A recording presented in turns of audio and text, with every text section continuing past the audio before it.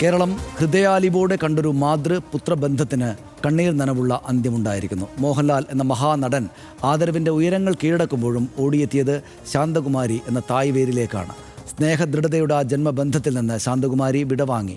ഇന്നുച്ചയോടെ കൊച്ചി എളമക്കരയിലെ വസതിയിലായിരുന്നു അന്ത്യം. പക്ഷാഘാതത്തെ തുടർന്ന് ഏറെ നാളായി ചികിത്സയിലായിരുന്നു അവർ. മോഹൻലാലിൻ്റെ വൈകാരികമായ കുറിപ്പുകളിലൂടെയും സംഭാഷണങ്ങളിലൂടെയും ആ അമ്മ മലയാളികളുടെ എല്ലാവരുടെയും പ്രിയപ്പെട്ട അമ്മയായി മാറിയിരുന്നു. RDX rap.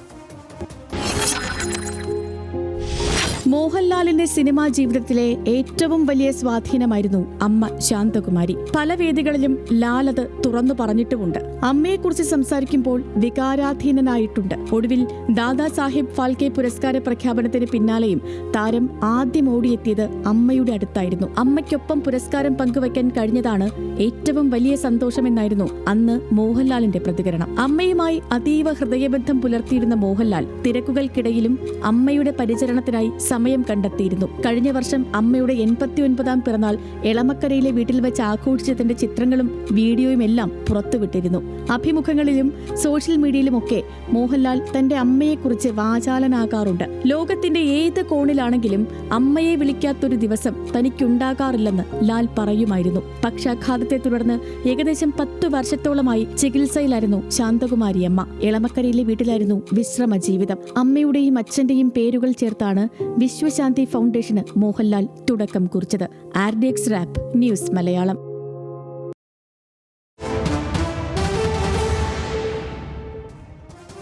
നാളെ മുടവൻമുകളിലെ വീട്ടിലാണ് മോഹൻലാലിൻ്റെ അമ്മയുടെ സംസ്കാര ചടങ്ങുകൾ നടക്കുക. അവിടേക്ക് നിരവധിയായിട്ടുള്ള ആളുകൾ ഇപ്പോഴും വന്നുകൊണ്ടിരിക്കുകയാണ് അദ്ദേഹത്തിൻ്റെ എളമക്കരയിലെ വീട്ടിൽ. ലിജിൻ കെ ഈപ്പൻ നമ്മോടൊപ്പം ചേരുന്നുണ്ട്. ലിജിൻ, മലയാളികൾക്ക് ഏറ്റവും പരിചിതയായ അമ്മമാരിൽ ഒരാളാണ്. മലയാളികളെ ഏറ്റവും കൂടുതൽ സ്നേഹത്തോടെ നോക്കുന്ന ഒരു നടൻ്റെ അമ്മയാണ്. അദ്ദേഹം പലപ്പോഴായിട്ട് ഈ പറയുന്നത് പോലെ എഴുതുകയും പറയുകയും ചെയ്തിട്ടുണ്ട്. ചില ചിത്രങ്ങളിലൂടെ, മോഹൻലാലിന് വളരെ ചെറിയ പ്രായത്തിലുള്ള ചിത്രങ്ങളിലൂടെയൊക്കെ നമ്മുടെ എല്ലാം പ്രിയപ്പെട്ട, നമുക്കെല്ലാം നന്നായിട്ട് അറിയാമല്ലോ എന്ന് തോന്നലുണ്ടാകുന്ന ഒരു അമ്മയാണ്. നിറഞ്ഞൊരു ജീവിതം പൂർത്തിയാക്കിയിട്ടാണ് അവർ കടന്നു പോകുന്നത്. 90ാമത്തെ വയസ്സിലാണ് അന്ത്യമുണ്ടായിരിക്കുന്നത്. വളരെ സ്നേഹത്തോടെ മകനാലും കുടുംബത്താലും പരിചരിക്കപ്പെട്ട ഒരു നിറഞ്ഞ ജീവിതത്തിന് ശേഷമാണ് അവർ യാത്രയാകുന്നത്. എങ്ങനെയാണ് നമ്മൾ സാംസ്കാരിക കേരളം അവർക്ക് വിട പറയുക? അതെ സനീഷ, ഇപ്പോൾ ഈ സമയത്ത് ഓർക്കുന്നത് സമീപകാലത്ത് അഭിനയിച്ച എന്നും എപ്പോഴും എന്ന സിനിമയിൽ മോഹൻലാലിൻ്റെ കഥാപാത്രം പറഞ്ഞൊരു ഡയലോഗുണ്ട്. തൻ്റെ ചെറുപ്പത്തിൽ അമ്മ ചന്ദനമുട്ടി കല്ലിലൊരച്ച് അത് നനച്ച് തൻ്റെ നെറ്റിയിൽ തൊട്ടുവരുമ്പോൾ ഒരു തണുപ്പുണ്ടാകും. അത് സ്നേഹത്തിൻ്റെ തണുപ്പായിരുന്നു. ഒരു പക്ഷേ അത് തൻ്റെ അനുഭവത്തിൽ, തൻ്റെ ജീവിതത്തിൽ ചേർത്ത് അദ്ദേഹം പറഞ്ഞ ഡയലോഗ്. കാരണം ആ സമയത്ത് അദ്ദേഹത്തിൻ്റെ അമ്മയ്ക്ക് സുഖമില്ലാതെ കട്ടിൽ കിടപ്പായിരുന്നു. അപ്പോൾ അതുകൊണ്ട് തന്നെ അത് അത്ര വൈകാരികമായൊരു സീനാണ് ഇപ്പം ഈ ദിവസം ഏറ്റവും കൂടുതൽ ഓർത്തെടുക്കേണ്ടി വരുന്നത്. അപ്പം നമുക്കറിയാം, നമ്മൾ ഏറ്റവും കൂടുതൽ ചർച്ച ചെയ്യപ്പെട്ടുള്ളതാണ് മോഹൻലാലും അമ്മയോടുള്ള സ്നേഹം തന്നെ. നമ്മൾ സ്ക്രീനിൽ കണ്ടുള്ള മോഹൻലാലിൻ്റെ കവിയൂർപ്പന്മ അമ്മയായിട്ട് വരുമ്പോൾ ഉള്ള സ്നേഹത്തെപ്പറ്റി നമ്മൾ ഒരുപാട് നമ്മൾ സംസാരിച്ചിട്ടുള്ള അമ്മ മകൻ ബന്ധത്തെപ്പറ്റി. അത് ജീവിതത്തിലുണ്ട്. അതായത് നമ്മൾ സ്ക്രീനിൽ കണ്ട ആ വൈകാരികതയും സ്ക്രീനിൽ കണ്ട കുസൃതിയും സ്ക്രീനിൽ കണ്ട എല്ലാ കളിച്ചിരിയും തൻ്റെ ജീവിതത്തിലുണ്ടെന്ന് അമ്മ പലകുറി ഇൻ്റർവ്യൂകളൊക്കെ തുറന്നു പറഞ്ഞിട്ടുണ്ട്. അതേപോലെ തന്നെ മകനും ഏറ്റവും കൂടുതൽ പറഞ്ഞുള്ള അമ്മയെക്കുറിച്ച് ഏത് അഭിമുഖ വേള നോക്കിയാൽ തൻ്റെ അമ്മയെപ്പറ്റി പറയാത്ത ഒരു 2 വരി അദ്ദേഹം ഒരു അഭിമുഖം പൂർത്തിയാക്കിയിട്ടില്ല. അദ്ദേഹം പറഞ്ഞിട്ടുണ്ട് അമ്മ, അതായത് അദ്ദേഹം മാത്രമല്ല, അദ്ദേഹം കൂട്ടുകാരൊക്കെ ചെറുപ്പകാലം മുതൽ സ്കൂൾ വിട്ടു വരും മധുര പലഹാരങ്ങളുമായി കാത്തിരിക്കുന്ന അമ്മയാണ്. ആ അമ്മ അത്രത്തോളം മകനെ അറിഞ്ഞ അമ്മ എന്ന് തന്നെ നമുക്ക് ആ അമ്മയെ വിശേഷിപ്പിക്കാം. അദ്ദേഹം വളർന്നു വരുമ്പോൾ അദ്ദേഹത്തിൻ്റെ കല അല്ലെങ്കിൽ അദ്ദേഹത്തിൻ്റെ പാചകക്കാരനെയൊക്കെ ആദ്യം തിരിച്ചറിഞ്ഞ അമ്മയാണ്. അദ്ദേഹം നവോദയയിലേക്ക് ആപ്ലിക്കേഷൻ അയക്കുമ്പോൾ അനുഗ്രഹിച്ച് വിടുന്നു. അവിടെ നിന്ന് സിനിമയിലേക്ക് വരുന്നു. സിനിമയിലേക്ക് വന്നിട്ട് അദ്ദേഹത്തിൻ്റെ ആദ്യത്തെ സിനിമ തിരനോട്ടം നടക്കാതെ, അതായത് സ്ക്രീനിലെത്താതെ പോയി. പിന്നീട് മഞ്ഞിൽ വിരിഞ്ഞ പൂക്കൾ വരുമ്പോഴത്തേക്ക് വില്ലനാണ്. അപ്പോൾ ആ വില്ലത്തരം കാണാൻ അന്ന് സ്ക്രീനിൽ ഇഷ്ടപ്പെട്ടിരുന്നില്ല എന്നാണ് അമ്മ പിന്നീട് പറഞ്ഞിട്ടുള്ളത്. അദ്ദേഹത്തിൻ്റെ സീൻ വരുമ്പോഴത്തേക്ക് മറ്റ് സ്ത്രീകൾ അയ്യോ കാലൻ വരുന്നല്ലോ എന്ന് പറഞ്ഞത് അവർ വേദനയോട് ഓർത്തിട്ടുണ്ട്. അതേസമയം ആ മകൻ പിന്നീട് മലയാള സിനിമയുടെ തന്നെ മുഖമായി നായകനായി വളർന്നു വന്നത് അമ്മയുടെ മുന്നിലാണ്. നമ്മൾ കണ്ടു അത് സമീപകാലത്ത് ഒരു ഇന്ത്യൻ സിനിമയിലെ ഏറ്റവും പരമോന്നതമായ പുരസ്കാരമാണ് ദാദാ സാഹിബ് ഫാൽക്കെ പുരസ്കാരം. അത് വാങ്ങിച്ചിട്ട് തൻ്റെ അമ്മയ്ക്കാണ് അദ്ദേഹം സമർപ്പിക്കുന്നത്. അമ്മയുടെ അടുത്തേക്കാണ് ആദ്യം ഓടിയത്. ആ അമ്മയാണ് അത് അറിയേണ്ടതെന്നുണ്ട്. അദ്ദേഹം അറിയാം. അത് സമീപകാലത്ത് സംവിധാനം ചെയ്ത ബെറോസ് എന്ന സിനിമ. ആ ബെറോസ് എന്ന സിനിമ അദ്ദേഹത്തിന് തൻ്റെ അമ്മയെ തിയേറ്ററിൽ പോയി കാണിക്കാൻ പറ്റുന്നുള്ള അത് ഹൃദയവേദന അദ്ദേഹം പറഞ്ഞിട്ടുണ്ട്. തൻ്റെ അമ്മയെ താൻ സംവിധാനം ചെയ്ത 3D കണ്ണട വെച്ച് കാണിക്കണമായിരുന്നു. പക്ഷേ ഞാൻ അമ്മയെ എന്തായാലും വീട്ടിൽ കാണിക്കും, പെൻഡ്രൈവിലായാലും കൊണ്ടുപോയി കാണിക്കുമെന്ന് അദ്ദേഹം പറഞ്ഞിട്ടുണ്ട്. അപ്പോൾ നമുക്ക് അദ്ദേഹത്തിൻ്റെ ജീവിതത്തെ എല്ലാ കാലത്തും ആ അമ്മയുടെ ചാര തന്നെ നടന്ന അമ്മയുടെ മകനായിരുന്നു. അതുകൊണ്ട് തന്നെ ആ അമ്മ ലാലു എന്നാണ് വിളിക്കുന്നത്.